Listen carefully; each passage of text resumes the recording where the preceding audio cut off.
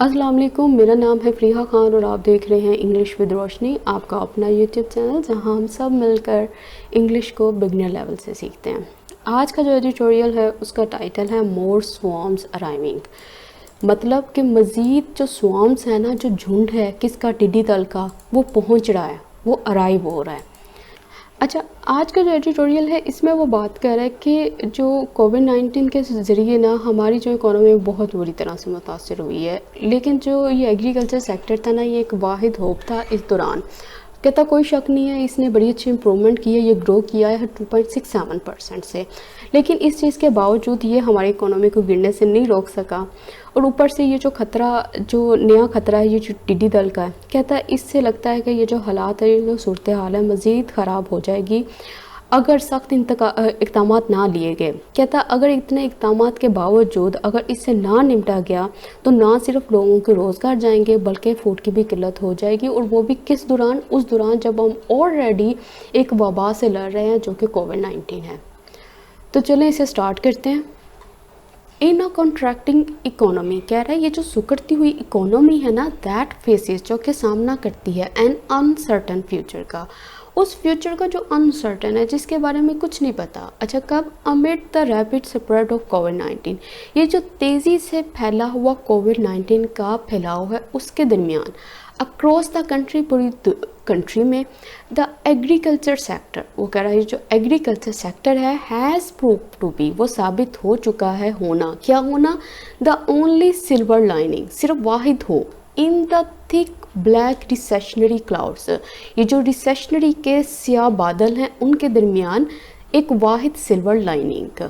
इसको मैं अभी बाद में बताती हूँ। तो यहाँ से यहाँ तक सेंटेंस है, वो ये बात कर रहा है कि ये जो सुकड़ती हुई इकोनॉमी है ना, जो कि सामना कर रही है कैसे फ्यूचर का, जो कि बिल्कुल अनसर्टन है, जिसके बारे में कुछ नहीं बोला जा सकता, कोविड-19 के तेज़ी से फैले हुए फैलाव के दरमियान पूरी कंट्री में एग्रीकल्चर सेक्टर जो है ना, वो प्रूव हो चुका है कि ये वाहिद होप है रिसेशनरी के स्याह बादलों में। तो रिसेशनरी क्या होती है? ये असल में बना है रिसेशन से, ठीक है। रिसेशन क्या होती है? डिफ़िकल्ट टाइम होता है when there is less trade, कम ट्रेड होगा, बिजनेस कम, एक्टिविटीज़ कम होंगी कंट्री में जितनी वो पहले होती थी। मतलब ये रिसेशन जो हो रहा है एक तरह से ये डिफ़िकल्ट टाइम है, ठीक हो गया।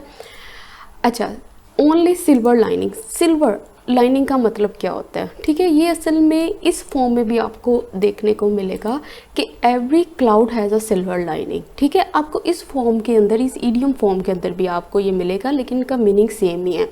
मतलब there is hope in the most difficult situation, जो डिफ़िकल्ट सिचुएशंस है ना, अभी ये किस डिफ़िकल्ट सिचुएशन की बात कर रहा है, टाइम की बात कर रहा है, रिसेशनरी क्लाउड्स की बात कर रहा है ना, रिसेशन के टाइम की बात कर रहा है।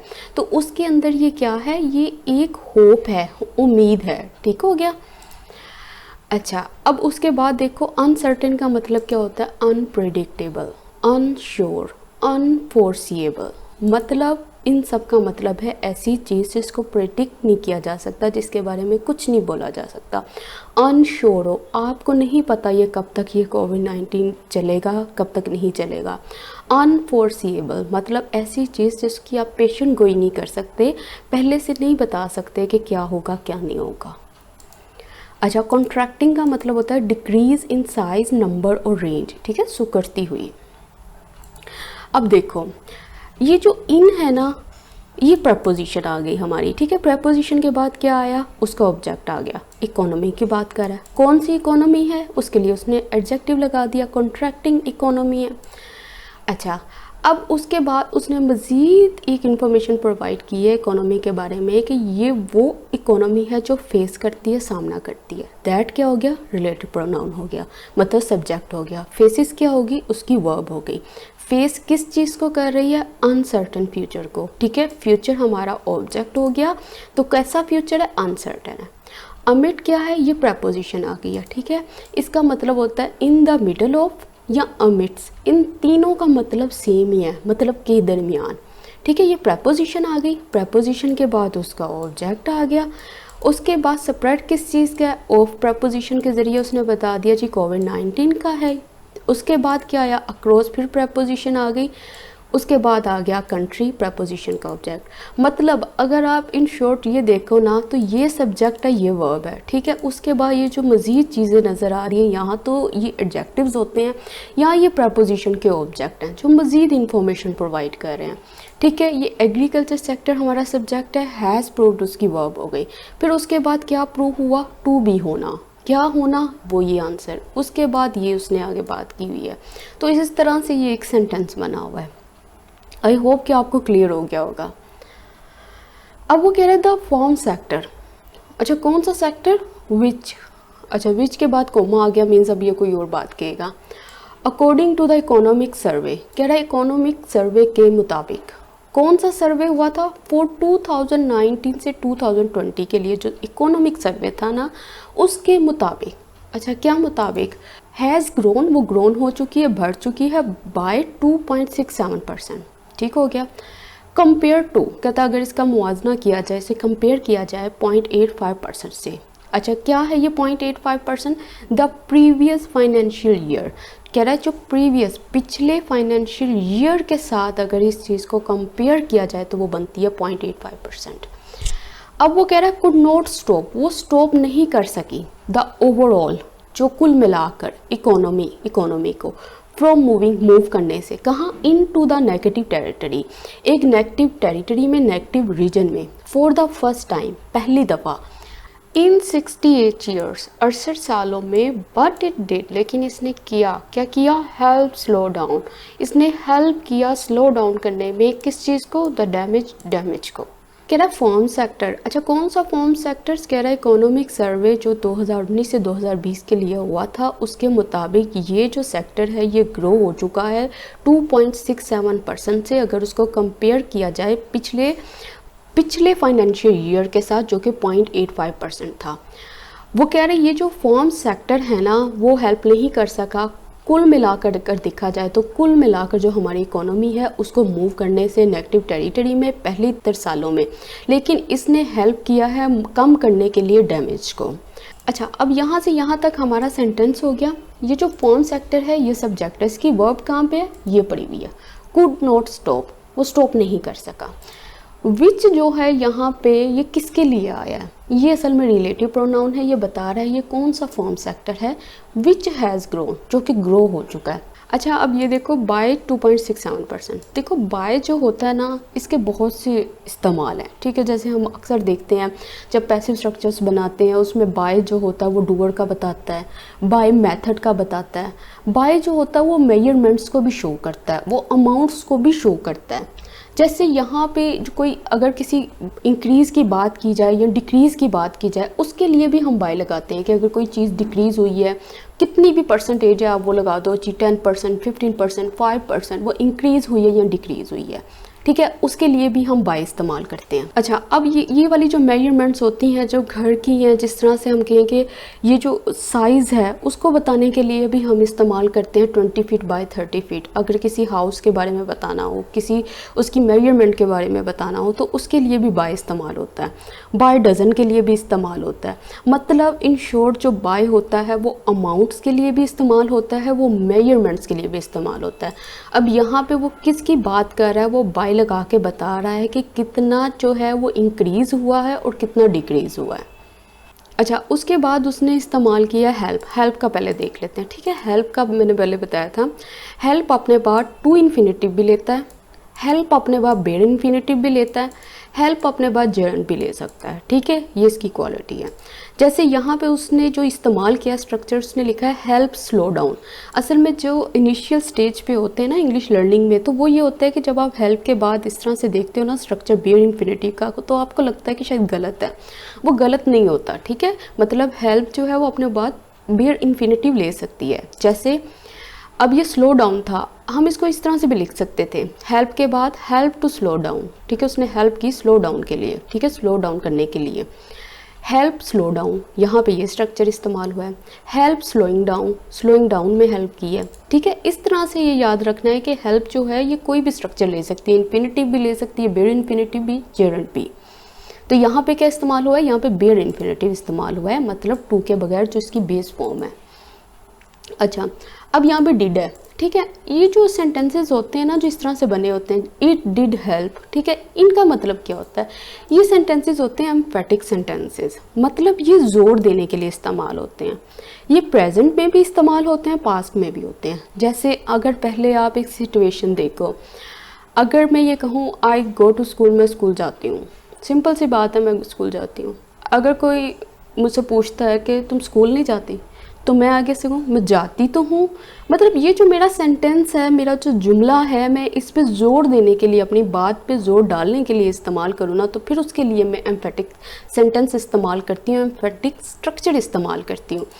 जैसे उसके लिए अगर तो ये प्रेजेंट की बात हो रही है ना, तो फिर हम डू या डज इस्तेमाल करेंगे। जैसे आई है तो मैं लगाऊंगी I do go to school, मैं स्कूल जाती तो हूँ, ठीक है। अब वो कोई लड़की है, ठीक है, वो खाना बनाती है, सिंपल बात हो गई, शी कुक्स फूड, वो खाना बनाती है। अब कोई आता है ये खाना नहीं बनाती, तो वो कहती है वो बनाती तो है खाना। मतलब ये जो उसका पूरा सेंटेंस है ना, जो खाना बनाने का ये जो वर्ब है, ये जो एक्शन है, इस पे जोर देने के लिए वो इस तरह से बनाते हैं कि शी डज कुक फूड, ठीक है। उसके लिए डज लग जाएगा कि बनाती तो है। एक और चीज़ नोट करनी है, जब हम इसको एम्फेटिक सेंटेंस नहीं बनाते तो हमें पता है कि जैसे शी है तो उसके बाद यहाँ पे कुक्स आएगा, ठीक है।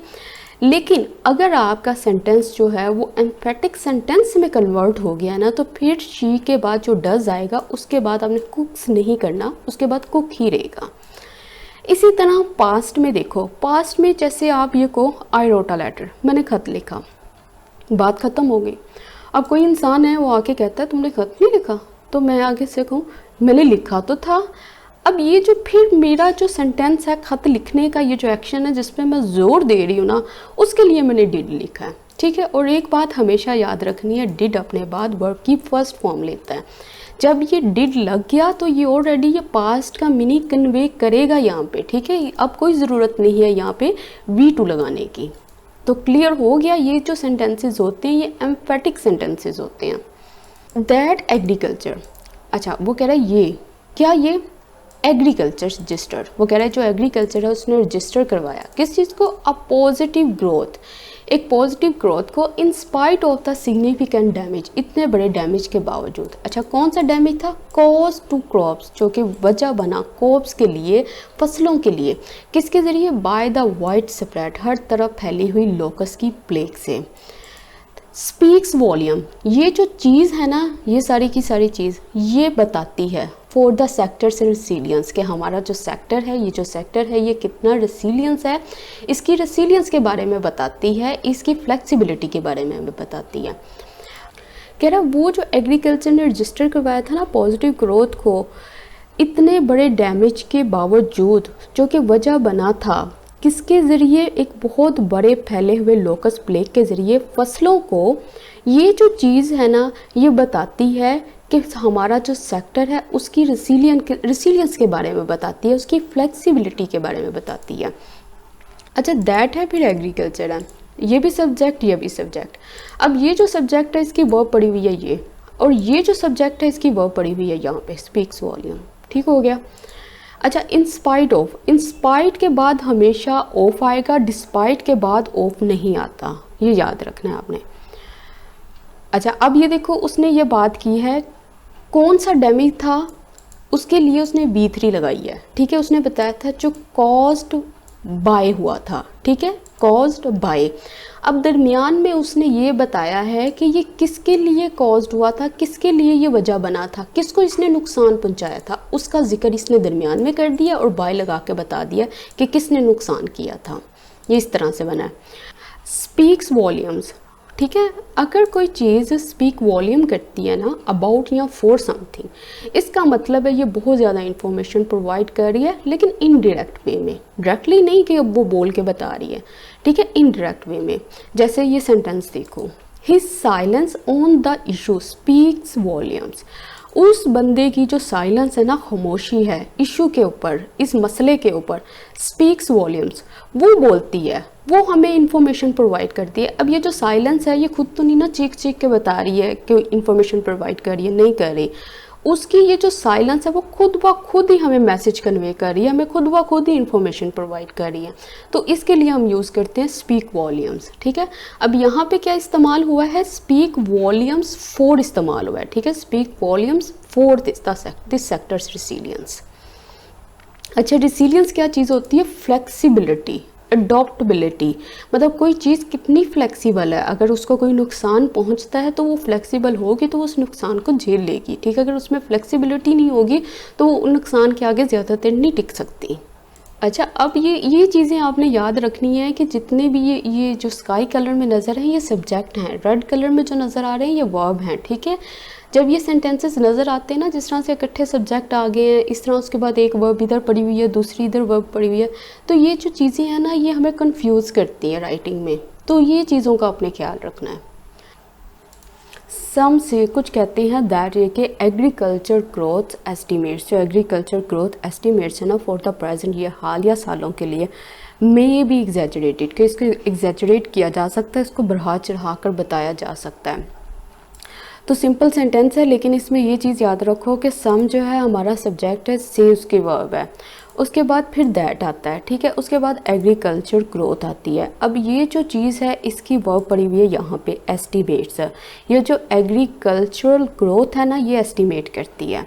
अब ये जो दैट है इसकी वर्ब कहाँ पड़ी हुई है, ये यहाँ पे पड़ी हुई है कि मे बी एग्जैजरेटेड, कुछ कहते हैं कि ये जो चीज़ है ना ये वाली चीज़, इसको एग्जैजरेट किया जा सकता है, ठीक हो गया। यहाँ पे जो मॉडल वर्ब है ना उसका पैसिव स्ट्रक्चर बना हुआ है, मे बी उसके बाद V3।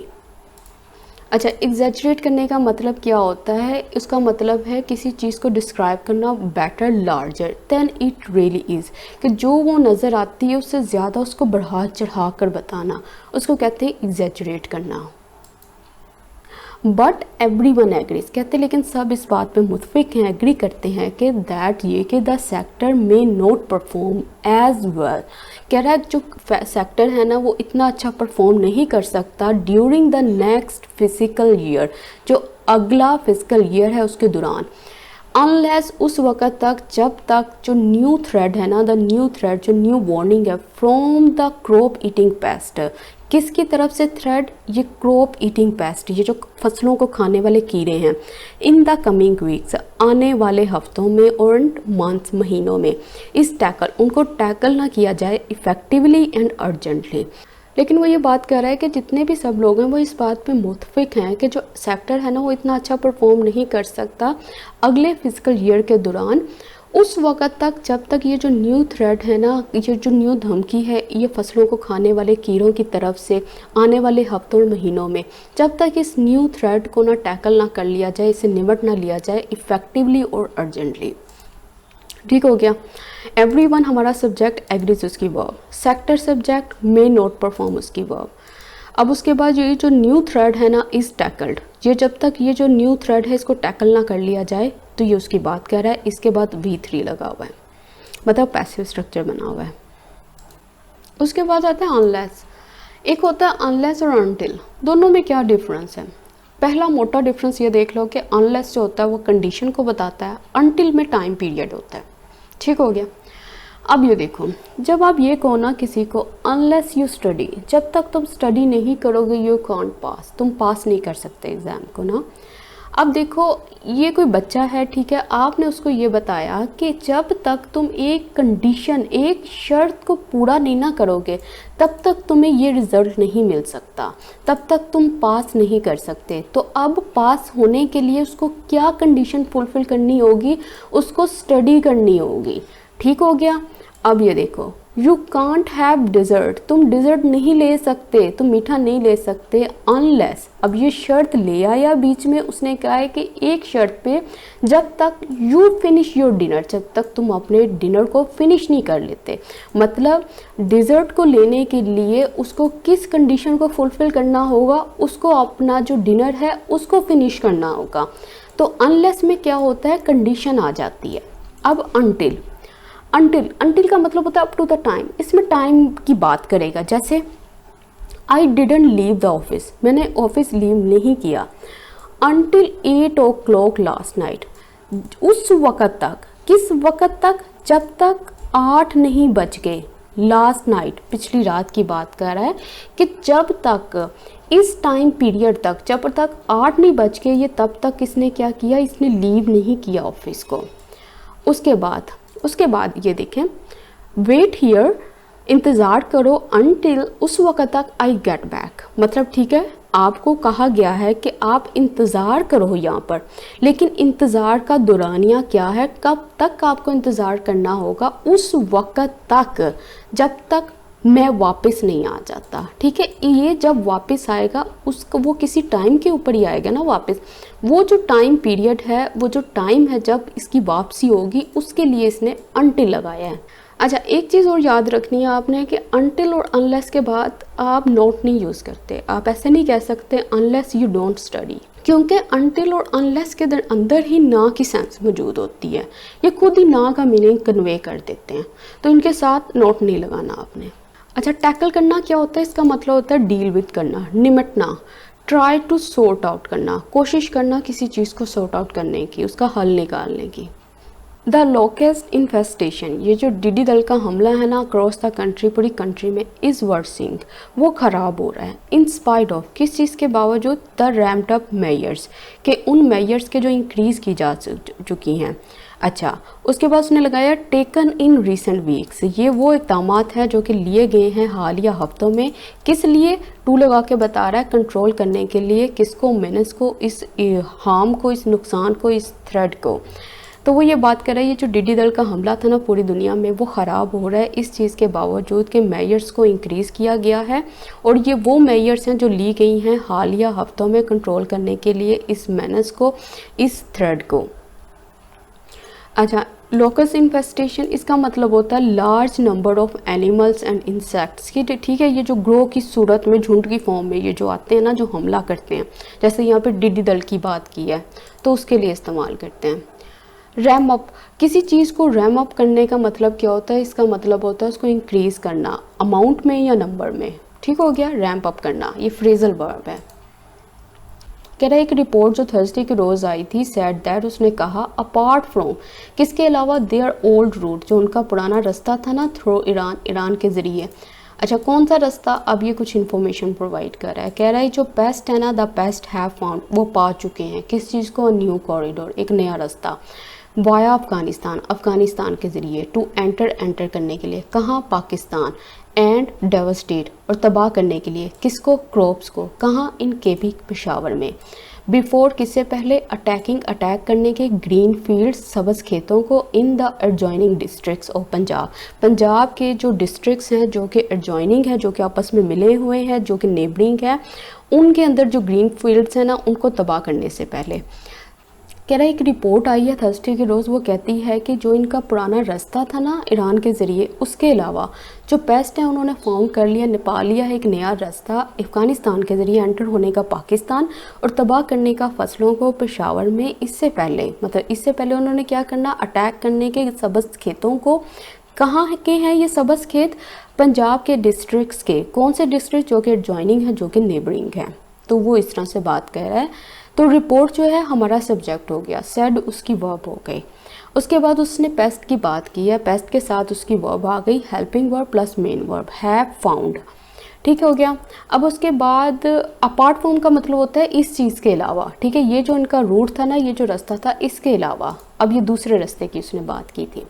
वाया का मतलब होता है थ्रू, किस ज़रिए। ठीक है, यहाँ पे उसने थ्रू लगा दिया, यहाँ पे उसने वाया लगा दिया, क्या मतलब इस ज़रिए वो जो है ना वो एंटर होंगे।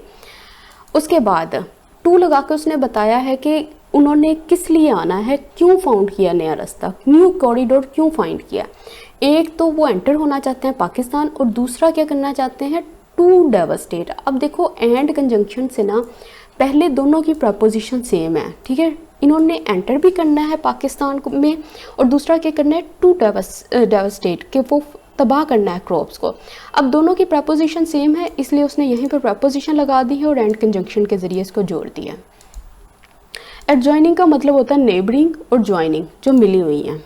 इन एडिशन मज़ीद a new wave of locust swarms, ये जो नई वेव है ना, ये लोकस की, टिड्डी दल के झुंड की, ओरिजिनेटिंग, जो कि ओरिजिनेट हो रहा है कहाँ से, फ्रॉम इथोपिया, इथोपिया से, सोमालिया से, Eritrea, Djibouti, in the horn of Africa, ये जो अफ्रीका के रीजन्स हैं, इज़ एक्सपेक्टेड, तो इससे उम्मीद की जाती है कि वो रीच करेगा बलोचिस्तान वाया किसके ज़रिए, ईरान के ज़रिए, आफ्टर ट्रैवलिंग, ट्रैवल करने के बाद, थ्रू कहाँ से, Saudi Arabia and Yemen in the next 2 weeks, अगले 2 हफ्तों से। वो ये कह रहा है कि ये मज़ीद ये बात कर रहा है कि ये जो नया झुंड आ रहा है ना टिड्डी दल का, जो कि निकल रहा है इथोपिया से, सोमालिया से, एरिट्रिया से, जिबूटी से, जो अफ्रीका के रीजन है, तो कहता है ऐसी उम्मीद की जाती है कि पहुंच जाएंगे ये बलोचिस्तान किसके ज़रिए, किस रास्ते के ज़रिए, ईरान के ज़रिए, आफ्टर ट्रैवलिंग, ट्रैवल करने के बाद सऊदी अरेबिया और यमन को इन द नेक्स्ट 2 वीक्स, मतलब आने वाले अगले 2 हफ्तों में।